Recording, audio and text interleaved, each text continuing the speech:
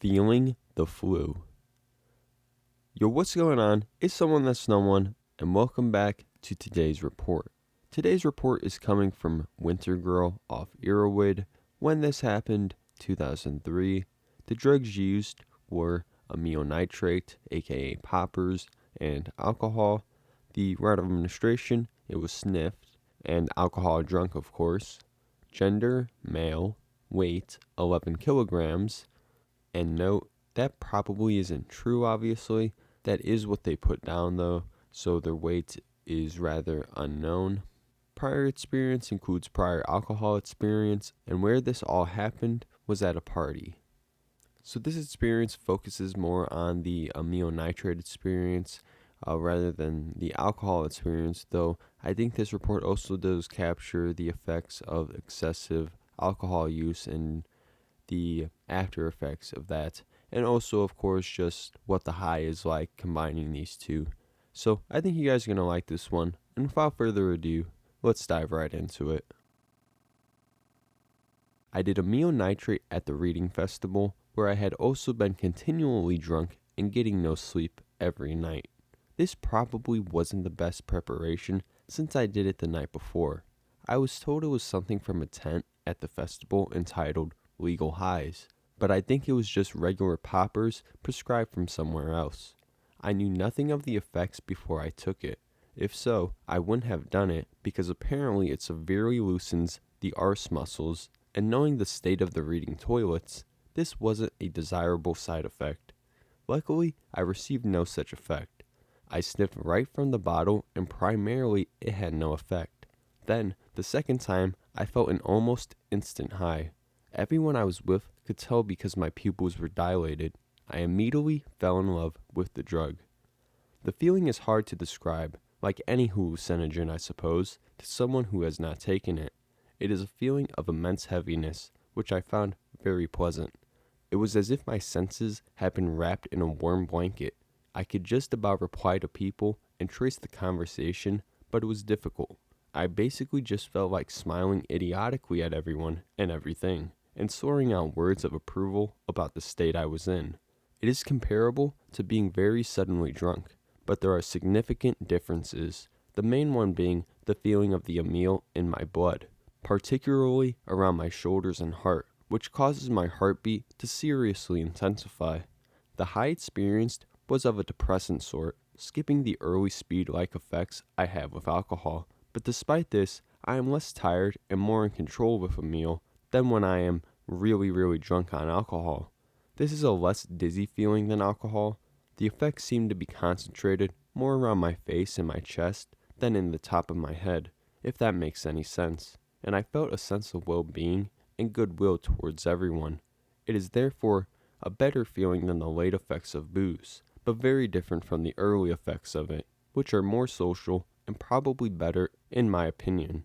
My balance was fucked, but then again there was no need to stand up, so this beautiful, heavy, in love with the world feeling wore off in the manner it came on, all of a sudden. The time period I was high for is difficult to judge, but I guess it had been between 2.5 and 5 minutes. Afterwards, everything wore off, as if I had just swum to the surface after a dive to the bottom of the ocean, and I went back to being just drunk.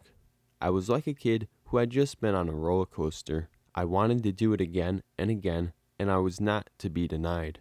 I somehow managed to cajole one of the people I had just met into letting me keep a bottle and take it home with me.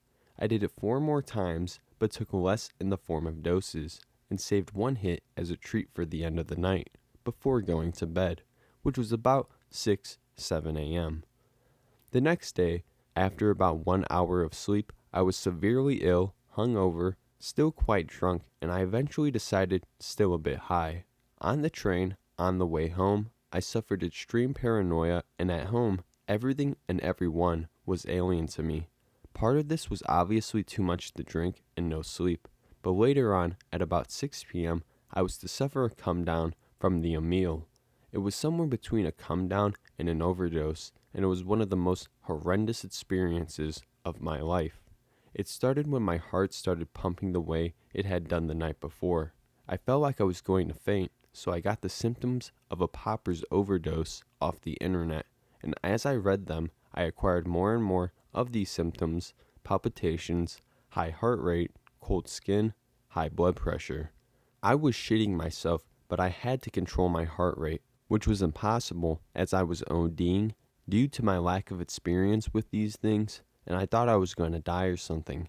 The worst of it was I couldn't tell anyone, as I would have gotten in serious trouble. So I stayed up all night, I couldn't sleep, reading and watching TV to try and take my mind off it and therefore control my heart rate.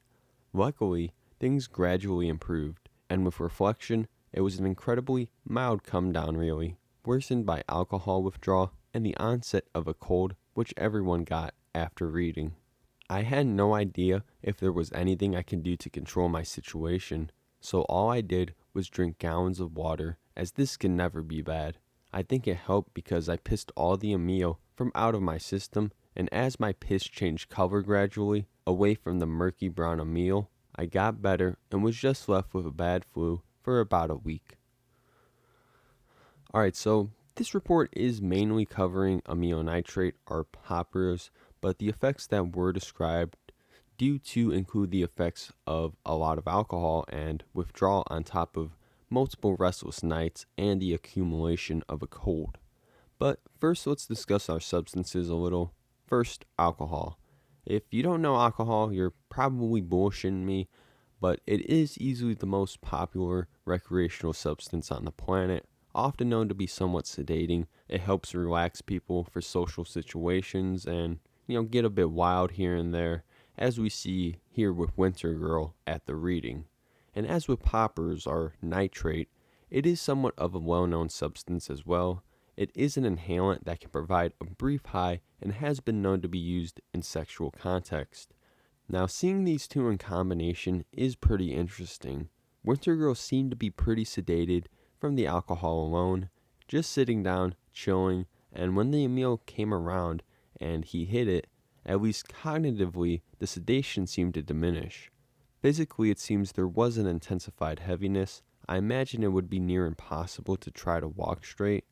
The two show together there is a pleasant desire to be aware and a part of the social group, an effect felt on alcohol mainly, and not a meal, but it was able to shine through more pleasantly for Winter Girl. Other than that, the effects seem to be mainly that of the poppers, the brief high it provides. And when comparing this to our other experiences, the main effects of the poppers are described similar in My Whole Head Throbbed Pleasantly by Gill. Things like feeling it around the head and it just being a rush was there. The other experience we can bring up is The Reasons I Couldn't Wait by Plead the Fifth. The similarities that stand out from both is there is some poor decision making. Plead the Fifth was in what I would say an irresponsible friend group where they aimlessly roamed the city they lived in, eventually having their sober sitter just sort of ditch them. He had a friend Mike too that ended up drinking too much and stumbling down in the middle of the street, and you can make the comparison that Winter Girl and Mike were obviously very inebriated. I would guess Winter Girl was probably in a much more dangerous state compared to Mike, but nonetheless, we see alcohol's potential to absolutely hammer someone, and the health effects in result, obviously may not be good from that. Also, some information Winter Girl provided by drinking gallons of water to get the amio out of his blood. It's more likely he's just going through alcohol withdrawal and some sleep paralysis than the amio causing any adverse health effects. Though taking the amio in the way he did, I'm sure that just made him much more tired. And I'm pretty sure there's no direct evidence of you being able to pee out a meal. It is an inhalant. Maybe there was alcohol and just his urine was acidic, different pH when he did eventually go pee. But other than that, I'm going to leave it at that. If you guys want to see any more alcohol, any more poppers, any more anything, let me know below and I'll get to it. If you have a report, send it in. If you like this, hit the like button. Subscribe to the channel if you haven't already. Follow the socials. It's been someone that's no one, and I'll see you guys next time. Peace out.